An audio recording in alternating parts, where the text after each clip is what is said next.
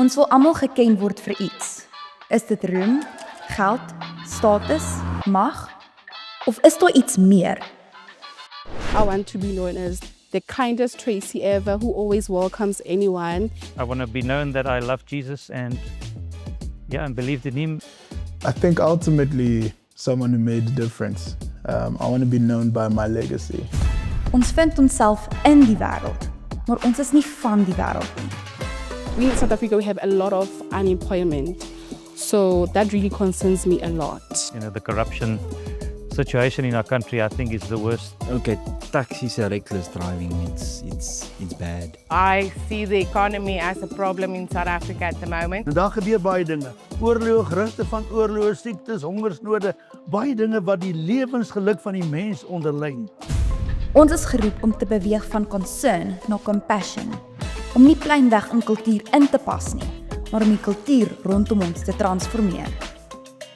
Ons is geroep om city changers te wees, compelled by compassion. Vestig sy heerlikheid in ons. Ek en jy is gemerk deur sy heerlikheid, toe ons herbelyn is met ons verhouding met hom.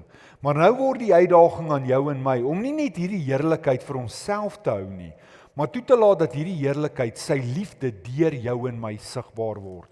En is belangrik dat ek en jy vanaand die vraag vir onsself sal vra. Waaraan wil jy hê mense moet dink as hulle eendag aan jou dink? As ek en jy nie meer hier is nie, wat gaan hulle van ons onthou? Eerlikheid, daai Forrester was 'n moeilike vent. Niemand kon met hom praat nie. Hy was so sterk van opinie. Dit was sy manier of geen manier. Hoe gaan hulle ons herinner? Aan ons dink? Die skrif kom en die skrif sê vir ons in 2 Korintiërs: Geseënd is die God en Vader van ons Here Jesus Christus, die Vader van ontferming en die God van alle vertroosting, wat ons troos in al ons verdrukking, sodat ons die wat in allerhande verdrukking is, kan troos, deur wat? Deur die vertroosting waarmee ons self deur God getroos word. Sy liefde deur ons. Is belangrik dat ek en jy sal verstaan dat dit iets is wat ek en jy al reeds ontvang het. Die troos waarmee ek en jy getroos is, die ontferming wat ek en jy ontvang het, word nou die maatstaf, as ek kan sê, die fondasie waarmee ek en jy interaksie het met mense om ons. Hierdie skrif kom en vertel ons wie die Vader is, sy karakter, sy persoonlikheid, sy manier van interaksie hê. Hy is die een wat jou en my, toe ons vertroosting, genade en liefde nodig gehad het, dit kom gee het. Hoekom? Sodat ek en jy 'n lekker partytjie kan hê en kan sê, hierdie is lekker en ek geniet dit en die Here is hier by my. Ek het vanmôre gesê, dis amper asof ek hier 'n yskoue Coca-Cola het. En hy was vir 12 ure in die yskas en daai laaste uur het ek hom in die diepvries gesit. En nou staan hy hier en hy kristalliseer daai koue, daai druppeltjies. En ek maak hom oop. Dis mos die beste klank van 'n Coca-Cola, nê? En ek vat sulke groot tee van hom en ek sê, eerlikheid ouens, hierdie is darem maar lekker, hè? Kan julle beleef wat ek beleef? Verseker nie. Want ek vat dit vir myself. Christus het jou en my herstel om verhouding met ons te hê, maar nie net tot ons voordeel nie. As ek dit so kan uitdruk, hy het vir ons Coca-Cola gemaak sodat mense Coca-Cola by ons kan drink geestelik. Psalm 1 sê, jy sal geseënd wees en jy sal vrug dra en jy sal skadu gee. Ek en jy word hierdie verpersoonlikheid van hierdie ontferming wat hy in ons gedoen het en nou deur ons wil doen. Maar dit is belangrik dat ek en jy sal verstaan dat ons funksioneer vanuit ons identiteit uit. Ons kan net ontferming gee as ons ontferming verstaan. Hy kom en hy sê vir jou en my in Kolossense 3 vers 12, julle is die uitverkorene volk van God, wie hy baie lief het. Wie is hierdie uitverkorenes? Iemand wat hy so gevat het en gesê het, jy, nie jy nie. Ek en jy, wat ons lewe herbelyn het, is deel van sy familie. Ons is 'n familie. En dan kom en hy sê, wat ek lief het. Dit is my altyd so mooi as die Bybel praat van 'n afgehandelde woord. Dis nie iets wat ons moet doen nie. Hy word nie liewer vir my nie. My gedrag beïnvloed nie sy emosie oor my nie. Hy maak 'n afgehandelde verklaring. Jy behoort aan my, jy is myne, jy is my geliefde, die een wie ek liefhet. Daarom, omdat ek jou liefhet, omdat jy verstaan, jy is myne, jy is my kind. Ek wil dit weer vanaand sê en ek dink ons moet dit hoor. Daar is nie trappe van vergelyking in kindskap nie. Jy's 'n kind of jy's nie 'n kind nie. En hy het alreeds die verklaring oor jou en my gemaak. Jy is my kinders, ek het jou lief. Daarom, omdat jy nou weet, jy is my kind, moet jy, hoor wat sê hy, moet julle meelewend, goedgesind, nederig, sagmoedig en verdraagsaam wees. Ouens, ons het dit hoeveel keer al vir mekaar gesê. Liefde is nie 'n emosie nie. Sy liefde deur my te laat vloei, begin by 'n plek waar ek en jy besluit om meelewend te wees. Om te kies om in die modder van ons omgewing in te klim. Om te kies om goedgesind te wees. Om te kies om nederig te wees, sagmoedig en verdraagsaam. Dis nie iets waarvoor ek wag wanneer ek voel om dit te doen nie. Vandag voel ek goed. Ek gaan vir iemand 'n koffietjie koop. Môre stap ek by die werk in en die donder weer staan op my en niemand kan met my huishou nie, want ek is 'n emosionele warboel. Christus kom en daag jou en my aan en uit. Dis net soos wanneer ek en jy herbelyn word en ons terugkeer in ons verhouding na hom toe ons wedergebore word, het hy ons beklee met 'n nuwe kleed. Hierdie kleed wat ons aantrek, is 'n uniform van die gelowige, en as ek dit so kan uitdruk, dink gou 'n bietjie toe jy vanaand kerk toe gekom het. Jy het na jou kas toe gegaan en gedink, hierdie gaan mooi lyk, ek weet nie of hierdie gaan werk nie. Party van julle het ietsie aangetrek en gevoel, hierdie is myne, maar is nie meer my size nie. Ek het 'n plan om te maak. Of van julle het deur 24 kledingstukke gegaan en nou as jy huis toe kom, moet jy dit alles weer terugsit in die kas. Want ons trek 'n kleed aan wat 'n verpersoonliking word van hoe ons is en wie ons is. Christus het ek en jy met 'n nuwe kleed aangetrek, 'n kleed wat hy aan ons toevertrou het, sy karakter aan ons, 'n kleed van liefde en van ontferming. Dis wie ek en jy is. Ek wil dit sê vanaand, ware liefde en ontferming is nie iets wat ons doen nie, dis wie ons is. En Jesus kom en sy gees in jou en my kom en leer ons hoe om lief te hê soos hy. Hoor wat sê Johannes 13 vers 34 en 35. En ek wil hê julle moet mooi luister want dit klink so mooi, so eenvoudig. Julle moet mekaar lief hê soos ek julle lief gehad het. Is dit nie mooi nie? Is dit nie poëties nie? Is dit nie 'n T-hemp nie? Of 'n multimedia kragtige wat in die sosiale sfere kan ingaan? Julle moet mekaar lief hê soos ek julle lief het. En dan baie keer sal ons dit sê en dan sal ons afsluit en sê kom ons ontvang gebed.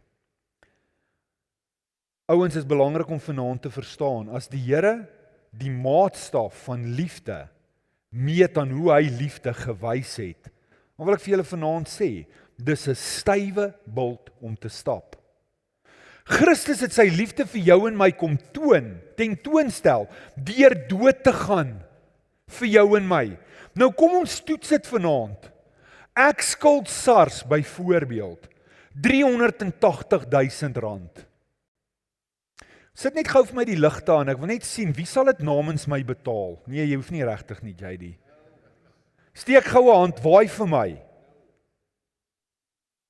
Ok, ek het 'n nee, het ek 'n ja, het ek 'n miskien, het ek 'n dalk, het ek 'n koffie saam met jou, dat ek jou meer kan vertel. Julle moet mekaar lief hê, soos ek julle lief gehad het. Ek en jy sê baie maklik nee, Christus sê ja. Ek moet tronk toe gaan, hulle gaan my oor 2 jaar, gaan hulle my hang as gevolg van dit wat ek gedoen het. Sal een van julle namens my gaan? Julle moet mekaar lief hê, soos ek julle lief gehad het. Baie eenvoudig, tog so moeilik. En ek wil met julle 'n praktiese voorbeeld deel. Daar waar die bason sit, net agter Daandrey hulle. Ek het 'n oom en 'n tannie met sy oom en sy 3 sissies in my kerk gehad, wat altyd op daai plekke min of meer daar gesit het. En een Sondag sien ek hierdie ding van die kansel af. Die diens het nog nie begin nie en nuwe besoekers is by die kerk en hulle gaan sit in daai stoele. En oom Jannie hulle kom in en hulle stap soontoe en hulle sien hierdie mense in hulle stoele. En hulle loop soontoe en hulle gaan staan voor daai mense so. Jy weet, met die vingertjies wat so tap. En dis nou die eerste keer wat hierdie mense in die kerk is. Ek sien hier en ek begin al hardloop. Probeer hierdie ding ontlont en ek begin praat en ek groet hulle. En hierdie mense is so ongemaklik en hulle groet nou maar die oom en die tannies. En terwyl hulle groet, sê hulle nie terug goeiemôre nie. Een van die sissies hak af. Gaan julle opstaan? En ek vat oom Jannie een kant toe en ek sê vir hom, oom Jannie, is dit wat ons nou doen liefde? Is dit geduld, is dit lankmoedigheid? Ja, maar is my stoel, ek sit al 25 jaar daar. En ek dink by myself, is hy presies gevorm soos jou sitvlak? Pas alles mooi reg, dat jy op geen ander stoel kan sit nie. En dit klink eenvoudig, maar as ons nie eers 'n stoel kan opgee nie, as ons nie eers ons voorkeur van musiek kan opgee nie, as ons nie eers ons talente en dit wat die Here aan my toevertrou het vir ander mense se goed kan gee nie, hoe gaan ek my lewe vir hulle neerlê? Hoe gaan ek hulle lief hê soos Christus my lief gehad het? Filippense gaan aan, vers 2 tot 1 en 5 in dieselfde gedagte. Hy sê, as daar enige troos in Christus is, as daar enige vertroosting van die liefde is, as daar enige gemeenskap van die Gees is, as daar enige tederheid en ontferming is, maak dan my blydskap volkome, deur wat? Deur eengesind te wees, en dieselfde liefde te hê, een van siel en een van sin. Moenie iets doen uit selfsug of uit ydelle eer nie, maar in nederigheid moet die een die ander een hoër ag as homself. Julle moet nie elkeen na sy eie belange omsien nie, maar elkeen ook na die ander sin, want hierdie gesindheid moet in julle wees wat ook in Christus was. En die Here kom en konfronteer jou en my, om nie net altyd in die groot dinge getrou te wees nie, maar dis die klein dingetjies, wat 'n verskil maak in mense se lewens, die hand uitsteek, die omarming, die woorde van bemoediging, die vraag, hoe gaan dit met jou? En dis so mooi dat in een van die kulture, in die Afrika tradisies, groet hulle mekaar met die woord sawubona. En sawubona is 'n groet, maar sawubona beteken, ek sien jou. Hoeveel keer groet ek en jy mense net om hulle te groet? Regmerkie. Ek doen die regte ding, ek is 'n oulike mens, ek groet jou. Maar terwyl ek jou groet, praat ek alweer met iemand anders. Sawubona beteken, ek sien jou. Ek sien jou vir wie jy is. Ek sien waardeur jy gaan. Ek het empatie. Ek ontferm my oor jou en dit waardeur jy gaan. Ek is saam met jou bly, maar ek is saam met jou hartseer. Jesus kom en word die verpersoonliking van sy Vader se hart. Hy word die liggaamlike vorm van hoe sy Vader liefhet. En hy daag jou en my uit om sy liefde sigbaar te maak, want ons is al reeds gemerk deur sy heerlikheid. Nou moet ons kies om die tekkie op die teer te sit en liefde vir mense te word. Ja, die realiteit is, ek en jy voel dit nie altyd nie. Die van julle wat in verhoudings is en familie het, sal weet presies wat ek sê. Daar's party daar wat jy jou familielid liefhet, maar jy voel hulle kan op 'n skip klim en gaan vaar na Timbuktu. En as jy hulle oor 20 jaar sien, sal 20 jaar te gou wees. Hallo? Het ek net ek sulke familielede? OK, ek's jammer. Ons is lief vir mekaar, maar ons hou nie van mekaar nie. Maar dis wanneer jy kies om liefde te wees. Dis wanneer jou vrou jou keel amper afgebyt het en jy het steke ingesit en dan besluit jy gaan maar vir haar 'n koppie tee maak. sonder stragnieën of gif, omdat jy haar liefhet, want jy het gekies om liefde te toon. Kan ek en jy dink vir 'n oomblik hoe dit sal lyk as ek en jy kies om ons gemeenskap regtig lief te hê? Om te kies om in die modder van hulle omstandighede te klim, sonder vooropgestelde idees, waarin ons kies om vir hulle te sê, verander eers jou lewe en dan werk ons met jou. Iewers het die kerk 'n plek geword vir perfekte mense. Maar ek lees die skrif en ek lees die hart van 'n Vader, wat sy seun Jesus gestuur het om by 'n skrynwerker groot te word. Wat het 'n skrynwerker gedoen? Hy het stikkende meubels reggemaak. Hy het dit wat mooi was, herstel na sy oorspronklike doel. En dis die hart van 'n Vader. As jy saam met my Lukas 15 lees, dis seker die mooiste verhaal wat vir jou en my die hart van 'n Vader tentoonstel. En is belangrik dat ons die motiverings en die bewegings van 'n Vaderhart raak sien. Die eerste beweging van 'n Vaderhart is hoe hy gekyk het, hoe hy gesien het. Die tweede is hoe die Vader gevoel het en die derde een is hoe hy gereageer het. En vir jou en my om hierdie 3 elemente deel van ons lewe te maak, beteken dat ek en jy anders moet kyk, geestelik moet kyk, want dis hoe die Vader gekyk het. Lukas 15 vers 20 sê, die seun het tot inkeer gekom, en hy het opgestaan en teruggekeer na sy vader. En toe hy nog ver was, hoor hoe mooi, toe hy nog ver was, het sy vader hom gesien, en innig jammer vir hom gevoel, en gehardloop en hom omhels en hom hartlik gesoen. Ontferming is 'n geestelike bewustheid. Ons kyk verder as wat die oppervlak is. Die pa kom kyk na sy seun en hy kon die varkput sien op hom. Die seun was nog ver, maar sy pa het hom gesien. En hy het hom nie gesien vir sy omstandighede nie, hy het hom gesien vir wie hy is. Dis amper die idee van 'n juwelier wat hierdie stuk klip het. En dis 'n stikkende, vuil stuk klip. Maar die juwelier kyk met 'n ander oog, want hy sien die potensiaal. Hy sien as ek hom bietjie werk en ek 'n bietjie aan hierdie ding torring, gaan hierdie diamant voorkom. Hoekom? Want hierdie stuk klip is van die begin af 'n diamant. Omstandighede het net gemaak dat hy is waar hy is, maar ek wat die kenner is, wat die ambagsman is, bring dit weer voor. Hoekom? Want hierdie ambagsman het 'n liefde en 'n geduld en 'n intentionaliteit om die beste na vore te bring. Die wonderlike ding is, hy moes nie eers mooi wees nie. Hy moes nie eers perfek wees nie. Hierdie vader sien sy seun van ver af. En die skrif sê hy het hom innig jammer gekry. Nog voor ek en jy enigiets kon doen, is ons al van ver af gesien. Is ons al reeds innig jammer gekry. En het hy na ons toe uitgereik. Nie ons na hom toe nie, maar hy na ons toe. Hy sien mense as waardevol. En hy daag jou en my uit om mense as waardevol te sien.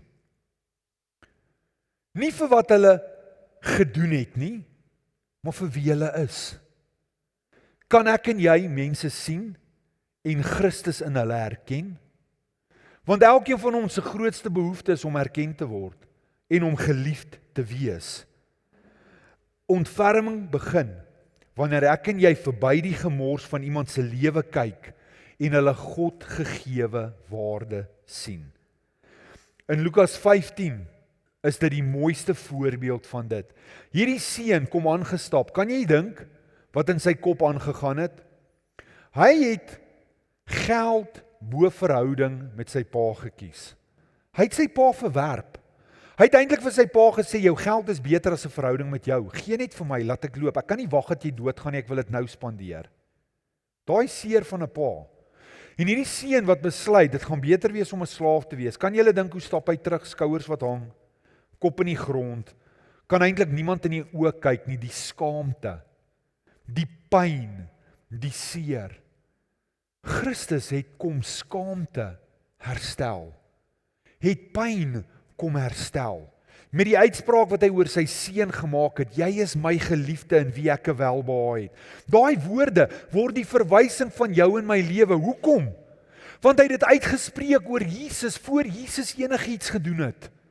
Voor hy 'n wonderwerk gedoen het, voor hy met enigiemand gepraat het, het hy hom al reeds as sy beminde verklaar. Ek en jy kan nie sy goedkeuring verdien nie. So ook kan mense wat hom nie nou beleef nie, niks doen om hom liewer vir hulle te maak nie. Hierdie seun in sy gemors, in die varkmis, die reuk, hardloop sy pa na hom toe. Hy gee hom nie 'n kans om enigiets te sê nie, hy gryp hom en hy druk hom en hy soen hom.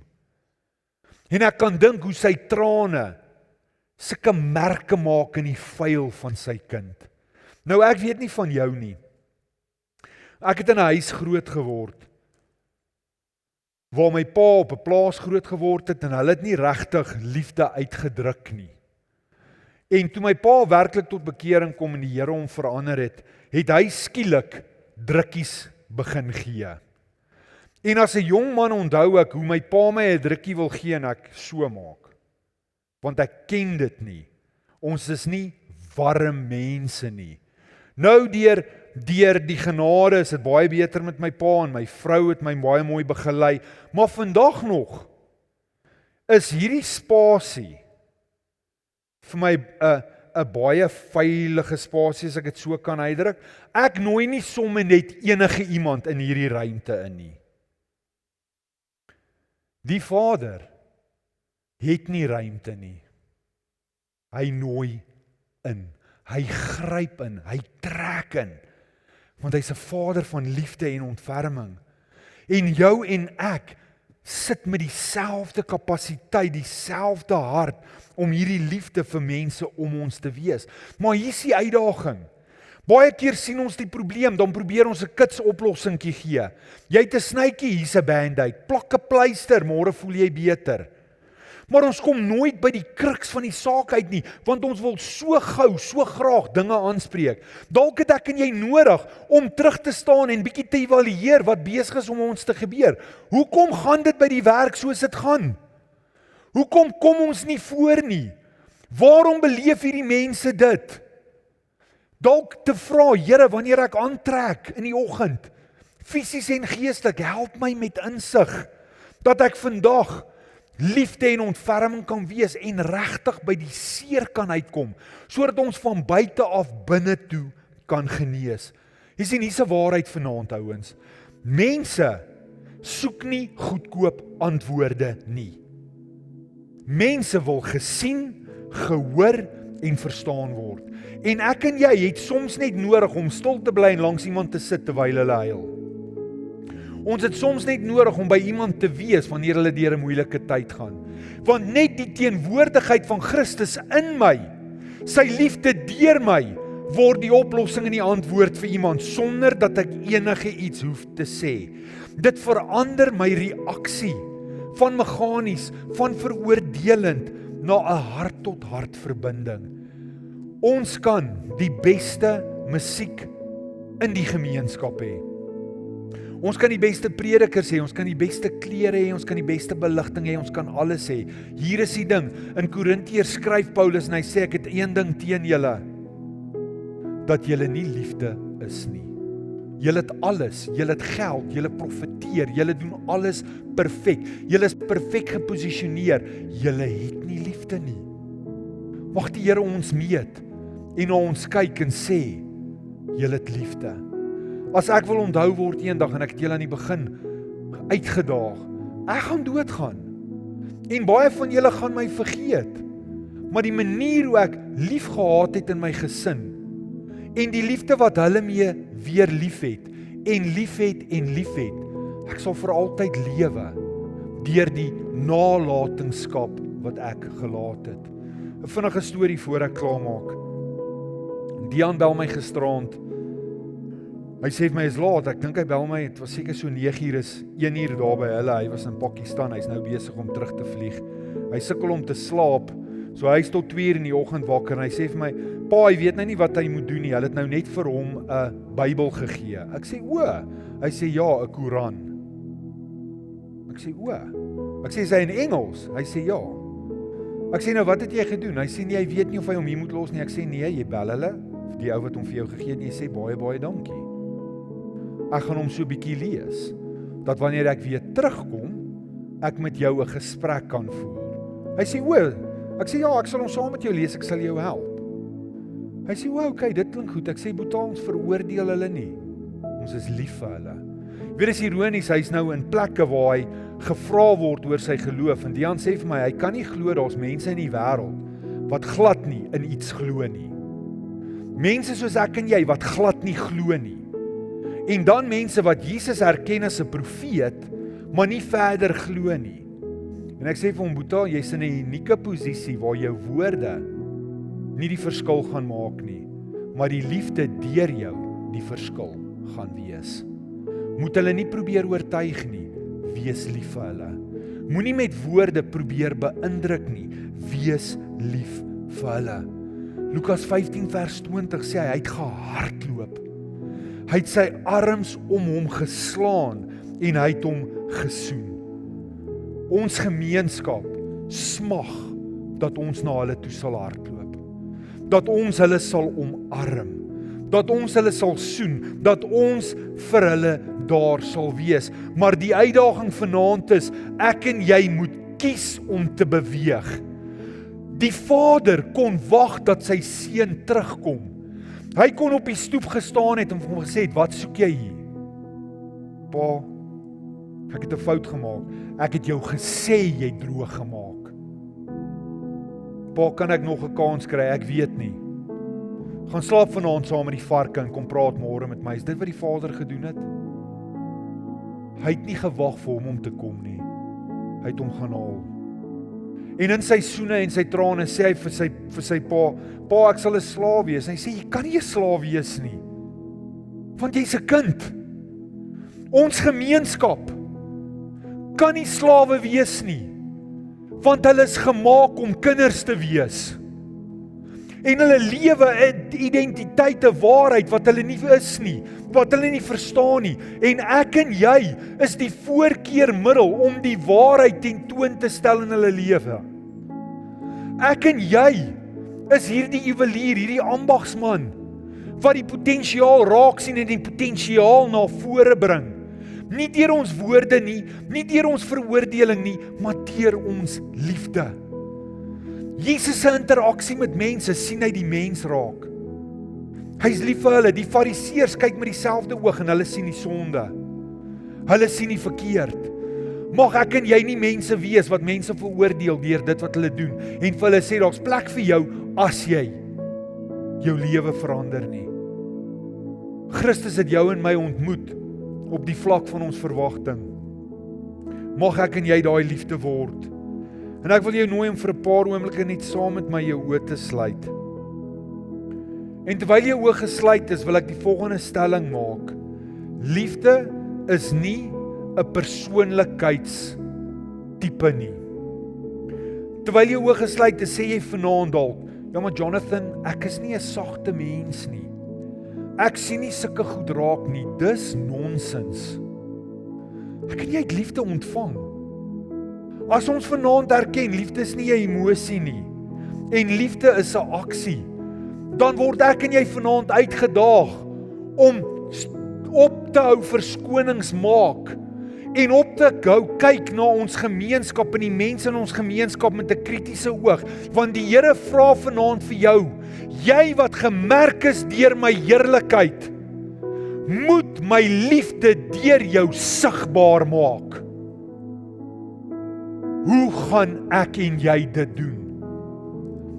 Deur dit te doen. Ons ken die Afrika gesegde. Hoe eet jy 'n olifant? Stukkie vir stukkie. Happie vir happie. Hoe word ons liefde? Hoe verander ons gemeenskap? Stap vir stap. Dag vir dag. En ek wil hê jy moet vir 'n oomblik saam met my dit sien. Want die skrif sê, as ek en jy dit kan sien, en ons kan dit glo en ons kan dit noem, dan word dit realiteit. Ek wil hê jy moet vir 'n oomblik sien hoe jy liefde word. Ek wil vanaand hê jy moet sien hoe jy môre interaksie met iemand gaan hê en hoe jou manier van interaksie anders gaan wees. Ek wil vir 'n oomblik hê jy moet saam met my visualiseer wanneer jy by jou werk is, wanneer jy op die sportklub is, wanneer jy by jou vriende is, wanneer jy in sosiale omgewings is, hoe jy liefde word in daai omstandigheid. En hoe jy nou sien hoe mense se lewens verander en geïmpakteer word deur sy liefde deur ons. En Here, ek dank U dat ek vanaand ons as 'n familie kan opdra en hoe U nou deur die Gees ons kom wys het hoe ons liefde deur ons sigbaar kan maak. En Here, wanneer U die geleenthede skep, wanneer ons die geleenthede gryp, te verstaan dat ons nie wag vir beter tye nie, vir 'n beter gevoel, vir die regte plek nie, maar dat elke plek, elke oomblik die regte tyd is om liefde tentoon te stel. Dat ons geduldig sal wees, empatie sal toon en mense se seer en pyn sal adresseer. Is dit vir my? Ja, Here. Dis vir my. Is dit vir ons? Elkeen van ons gemerk deur sy heerlikheid, sy liefde sigbaar deur ons. En ek dank U dat ons gemeenskap verander word deur manne en vroue wat vanaand sê, ek kies om liefde sigbaar te maak in Jesus naam. Amen.